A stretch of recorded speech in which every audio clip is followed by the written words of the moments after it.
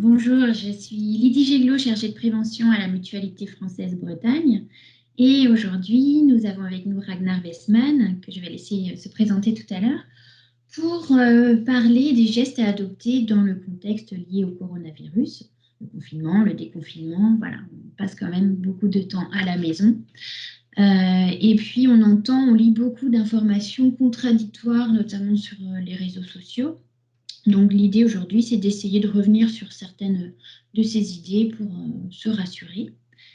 Donc, premièrement, qui êtes-vous, Ragnar Westman? Oui, bonjour Lydie. Alors moi, je suis à l'origine docteur en microbiologie et écotoxicologie avec une formation en Angleterre et en Suède. Tout ce qui est sujet environnemental, c'est quelque chose je suis un peu tombé dedans puisque je passais mon enfance en Allemagne, en Finlande et en Suède. C'était plutôt naturel en fait pour moi.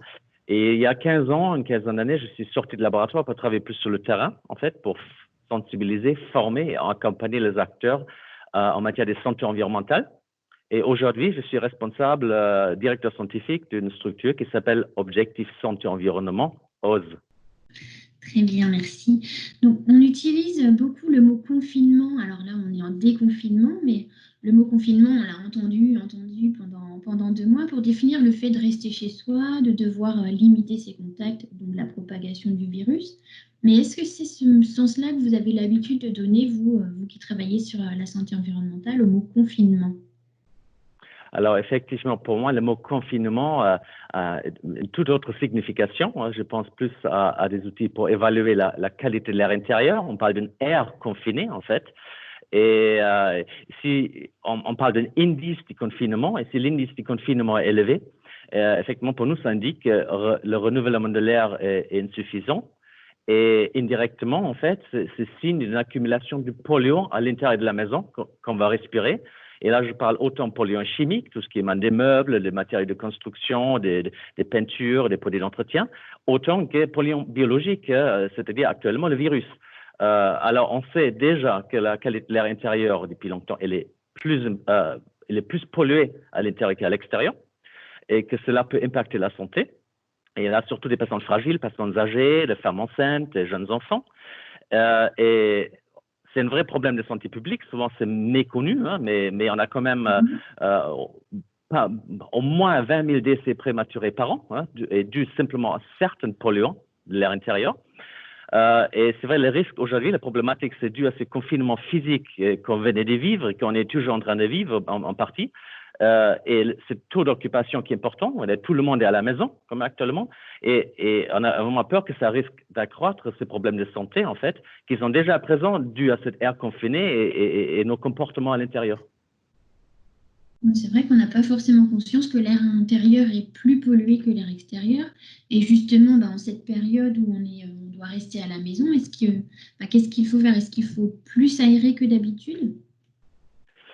Alors, par rapport à l'aération, effectivement, il faut être très attentif de distinguer confinement et calfeutrement. Et calfeutrement, ça sera effectivement égal à accumulation des polluants, ce qu'on ne veut surtout pas, parce que au-delà de l'effet des polluants directs sur la santé, on sait que cette pollution peut affaiblir le voie respiratoire supérieur et diminuer nos défenses. Et c'est ça qu'on veut jamais, mais surtout pas en période maintenant d'épidémie des Covid. Hein. C'est pas du tout favorable. Alors, ce qu'on conseille, normalement, c'est une aération. Il faut aérer plusieurs fois, hein, par jour, 5 à 10 minutes. Fenêtre grande ouverte, si c'est possible, un courant d'air. Et c'est extrêmement efficace. Ça a l'air très simple, mais c'est extrêmêmement efficace. Ça a été évalué, hein, pour évacuer le polluant. Et encore, quand je dis polluant, on parle des composés organiques volatiles qui émanent des produits ménagers aux peintures. On parle d'évacuer certains perturbateurs endocriniens qu'on peut trouver dans l'air intérieur, dans la poussière. On parle d'évacuer l'humidité. L'humidité, souvent, à l'origine des moisissures à l'intérieur. Les moisissures eux, vont recréer encore des problèmes respiratoires. Et puis, on parle aussi d'évacuer les virus, en fait. Et ça, c'est connu, c'est un effet de dilution. Il y a des études et des publications qui existent depuis très longtemps, en fait, qui datent et qui ont été faites sur, entre autres, le virus de la grippe. Et le fait d'avoir une bonne ventilation à l'intérieur, ça permet vraiment de réduire le risque de transmission de ces virus-là. Et du coup, c'est vraiment important. Par contre, on a une malchance parce que ce confinement est tombé en pleine saison pollinique. Du coup, il faut quand même faire attention toujours quand on erre le matin ou le soir où il y a moins de pollen dans l'air. Ça, c'est vraiment important. Il faut aussi, pour l'aération se fasse, il faut éviter de boucher les extractions, tout ce qui est bouche d'extraction et aération. Et bon, si on peut choisir d'autres produits, le produit d'entretien, sans aller dans le détail, on va plutôt favoriser des produits écolabellisés et les produits de bricolage, des peintures peu émissifs avec une étiquette A+. Donc, vous nous confirmez qu'il n'y a pas de risque à ouvrir nos fenêtres vers l'extérieur, même en cette période, contrairement à certaines personnes qui ont peur en fait de faire entrer le virus qui serait en suspension dans l'air. Voilà, qu'en est-il? Alors, effectivement, si on regarde le mode de transmission, le virus, ce qu'on sait aujourd'hui, c'est vrai, on ne sait pas tout, mais aujourd'hui, ce qu'on sait, c'est la transmission se fait surtout par avoir des gouttelettes émises par une personne infectée. Alors, ça veut dire la distance de transmission va être limitée. On discute, effectivement, le 1 mètre, c'est peut-être 1 mètre, 2 mètres, voilà, le 1 mètre, ça se discute vraiment, hein, mais en tout cas, la distance est limitée. Alors, il y a une étude effectivement qui est sortie, vous faites certainement référence à cette étude, qui est le lien entre pollution de l'air, et particules et les virus, hein, qui était largement relayé par les médias. Il faut dire, pour l'instant, cette étude a un intérêt surtout purement scientifique pour moi, parce que c'est une hypothèse qui était émise. Alors, ce qu'on sait certain, c'est que la pollution extérieure peut affaiblir encore le voie respiratoire supérieur, le système immunitaire et alors potentiellement aggraver les effets du virus. Mais ça, c'est rien de nouveau. C'est pareil pour d'autres pathologies respiratoires, en fait. C'est très connu. Alors, par contre, le transport dans l'air sur des grandes distances, actuellement, on pense que c'est peu probable.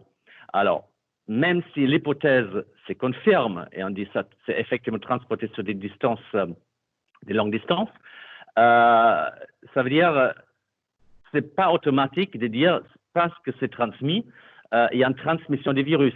C'est pas parce que c'est transporté sur l'air, il y a automatiquement une transmission, une contagion avec les virus. C'est encore d'autres choses. Il faut savoir qu'un virus, c'est en quelque sorte un parasite obligatoire. C'est un organisme qui ne peut ni survivre ni se multiplier à l'extérieur de son hôte. Vous avez également un effet de dilution avec l'air extérieur. Ça veut dire même si le virus sur des particules pourrait théoriquement, hypothétiquement arriver dans votre maison, la charge virale sera donc probablement très insignifiante. Et en plus, comme c'est un virus très fragile, un virus enveloppé, il sera rapidement inactivé dans le milieu extérieur. Et le temps qu'il arrive chez vous, il aurait certainement perdu sa capacité infectieuse. Du coup, pour l'instant, ce sont des hypothèses qui restent, ils ont un intérêt scientifique, mais pas pratique. Ça veut dire que vous pourrez tout à fait errer. Il y a même l'inverse. Vous pensez l'inverse, c'est pire de ne pas errer. Il y a plus de risques pour la santé à ne pas renouveler l'air.